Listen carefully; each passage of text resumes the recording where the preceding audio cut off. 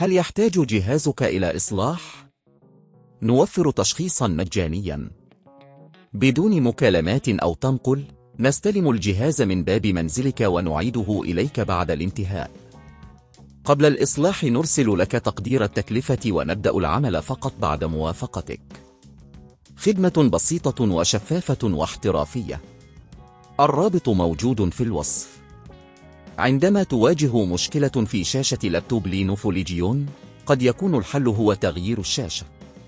في هذا الدليل سنتناول الخطوات اللازمة لذلك. التشخيص المجاني. قبل البدء في عملية تغيير الشاشة من المهم التأكد من أن المشكلة فعلا في الشاشة. يمكنك زيارة أقرب مركز صيانة معتمد لتشخيص المشكلة مجانا. عادة ما يقوم الفنيون بفحص الشاشة والتأكد من عدم وجود مشاكل في كابل الاتصال أو بطاقة الرسوميات. التحضير لعملية الاستبدال. بعد تأكيد الحاجة لتغيير الشاشة يمكنك الاتصال بمركز الصيانة لتحديد موعد لاستلام اللابتوب من منزلك، حيث تقدم العديد من مراكز الخدمة هذه الخدمة لتوفير الوقت والجهد. أدوات الحاجة.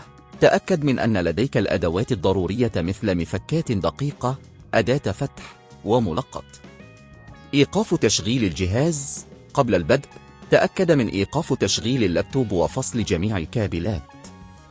إزالة الغطاء الخلفي. استخدم المفك لفك البراغي الموجودة في الغطاء الخلفي للابتوب. بعد فك البراغي استخدم أداة الفتح لإزالة الغطاء بحذر. فصل الشاشة. بعد الوصول إلى الشاشة ستجد كابلا متصلا بها. قم بفك البراغي التي تثبت الشاشة في مكانها ثم افصل الكابل بلطف. تركيب الشاشة الجديدة. الآن قم بتركيب الشاشة الجديدة عن طريق توصيل الكابل وثبته بالبراغي. تأكد من أن الشاشة مثبتة بشكل آمن.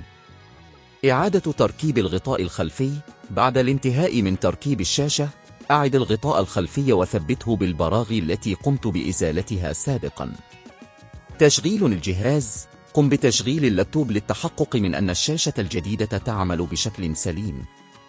تقدير التكلفة. إذا كنت بحاجة إلى استبدال الشاشة في مركز الصيانة تأكد من طلب تقدير التكلفة قبل البدء. الأسعار تختلف بناء على نوع الشاشة، ولكن يمكن أن تتراوح بين 300 إلى 800 ريال سعودي.